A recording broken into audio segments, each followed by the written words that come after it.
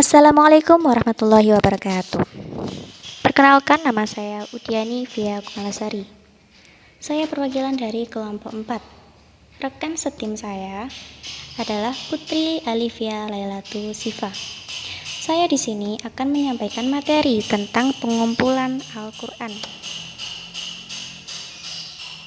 Materi yang pertama, pengertian pengumpulan Al-Quran.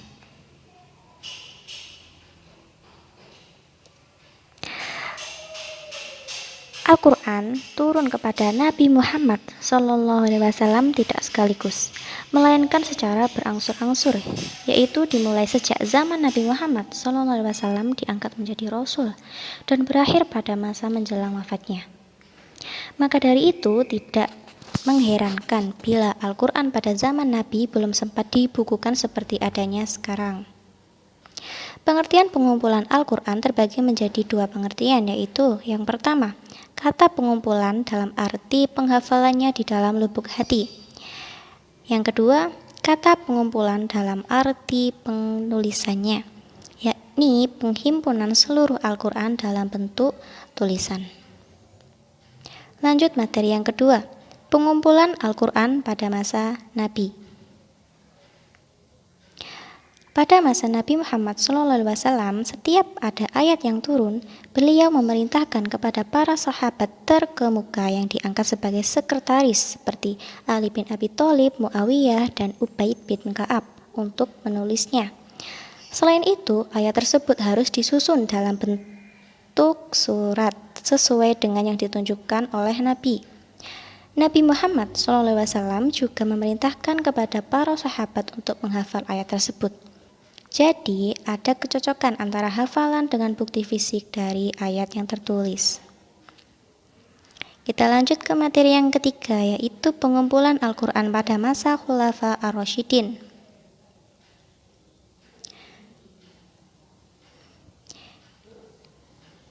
Bisa kita lihat di sini ada dua khalifah yang ikut andil dalam pengumpulan Al-Quran. Yang pertama adalah Khalifah Abu Bakar Asy-Syiddiq. Pada dasarnya, Al-Quran sudah ditulis pada masa Nabi Muhammad. Hanya saja pada saat itu ayat-ayatnya ditulis di berbagai media seperti pelepah kurma, batu, tulang belulang, dan lain sebagainya, sehingga menimbulkan kekhawatiran akan semakin hilangnya para penghafal Al-Quran, serta kelestarian Al-Quran juga ikut terancam. Maka dari itu, atas usul dari sahabat Umar, Khalifah Abu Bakar segera menginstruksikan pengumpulan Al-Quran dari berbagai sumber, baik yang tersimpan di dalam hafalan maupun tulisan. Khalifah yang kedua adalah Khalifah Utsman bin Affan. Pada masa Utsman, wilayah pemerintahan Islam semakin meluas, sehingga perselisihan tentang bacaan Al-Quran muncul di berbagai kalangan muslim. Oleh karena itu, atas inisiatif Utsman untuk menyatukan penulisan Al-Quran, sehingga muncullah Mushaf Utsmani. Sedangkan salinan-salinan Al-Quran yang ada sebelum resensi Utsmani diperintahkan oleh Utsman bin Affan untuk dihancurkan. Lanjut materi yang keempat, yaitu perbedaan pengumpulan Al-Quran antara Abu Bakar dan Utsman.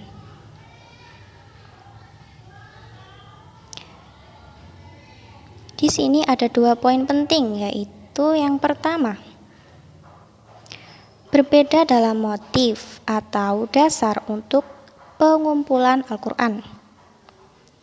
Motif Khalifah Abu Bakar adalah kekhawatiran beliau akan hilangnya Al-Quran karena banyaknya para penghafal Al-Quran yang gugur dalam peperangan.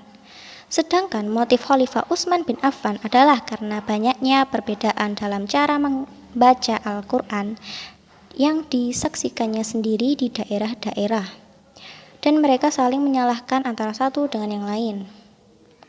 Poin yang kedua adalah berbeda dalam cara untuk mengumpulkan Al-Quran menjadi mushaf.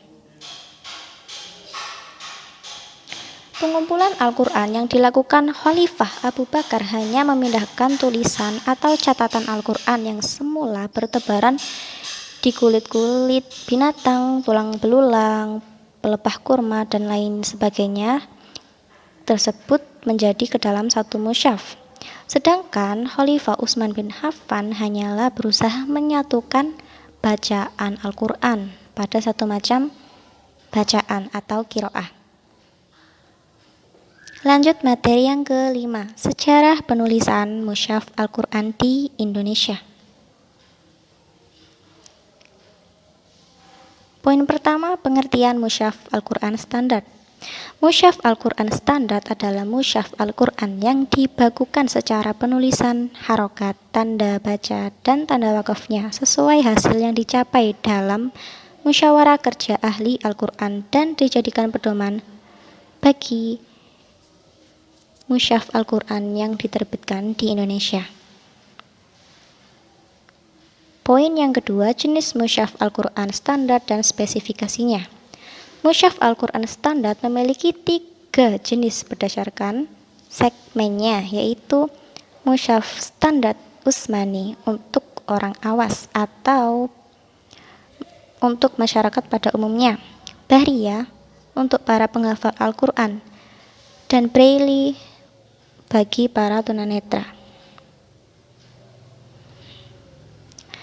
Nah, di sini ada pelaksanaan musyawarah kerja ulama Al-Quran dari mulai tahun 1974 sampai 1989. Musyawarah kerja pertama terjadi di Ciawi, Bogor, tanggal 5 sampai 9 Februari tahun 1974 Masehi. Pada musyawarah kerja ini menyepakati keputusan yang penting, yaitu pertama, menurut bacaan Imam Hafiz, Rosem sesuai dengan Rosem Al-Quran yang terkenal dengan nama Bahriyah cetakan Istanbul dijadikan pedoman penulisan mushaf Al-Quran di Indonesia. Yang kedua, naskah pedoman penulisan dan pentasyihan mushaf Al-Quran yang disusun oleh Lembaga Lektur Keagamaan Departemen Agama menurut Rosem Utsmani. Musyawarah kerja kedua terjadi di Cipayung, Bogor, tanggal 21 sampai 24 Februari tahun 1976 Masehi. Pada musyawarah kedua ini, para ulama menyadari perlunya penyeragaman penempatan tanda-tanda baca serta menambah tanda-tanda baca yang tidak ada pada mushaf. Musyawarah kerja ketiga terjadi di Jakarta tanggal 7 sampai 9 Februari tahun 1977 Masehi. Pada musyawarah ketiga ini terdapat beberapa poin penting, yaitu yang pertama, fathaten diletakkan pada huruf yang memilikinya. Yang kedua, tanda tasydid pada huruf pertama idgham tidak diperlukan. Yang ketiga, merumuskan bahan Al-Quran Braille induk. Lanjut musyawarah kerja keempat terjadi di Ciawi, Bogor, tanggal 15 sampai 17 Maret 1978 Masehi. Pada musyawarah kerja keempat ini menghasilkan tim yang menyempurnakan pedoman penulisan Al-Quran Braille dan penyusunan sejarah, serta pengembangan Al-Quran Braille di Indonesia. Musyawarah kerja kelima terjadi di Jakarta, tanggal 5 sampai 6 Maret tahun 1979 Masehi. Pada musyawarah kerja kelima ini, tim memperbaiki Al-Quran Braille 30 juz berdasarkan rumusan-rumusan yang terdapat pada rumusan penulisan Al-Quran Braille, dan pedoman penulisannya merupakan pegangan.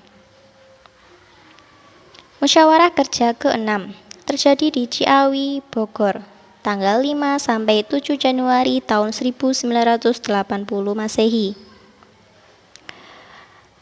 Beberapa poin penting dari musyawarah kerja ke-6 ini yaitu yang pertama, menyeragamkan dan menyederhanakan penggunaan 12 tanda wakaf pada Al-Quran Departemen Agama terbitan tahun 1960 menjadi 7 macam saja untuk Al-Quran standar. Yang kedua, menyetujui pedoman penulisan dan pentasyhihan Al-Quran Braille yang disusun oleh tim dan lajnah.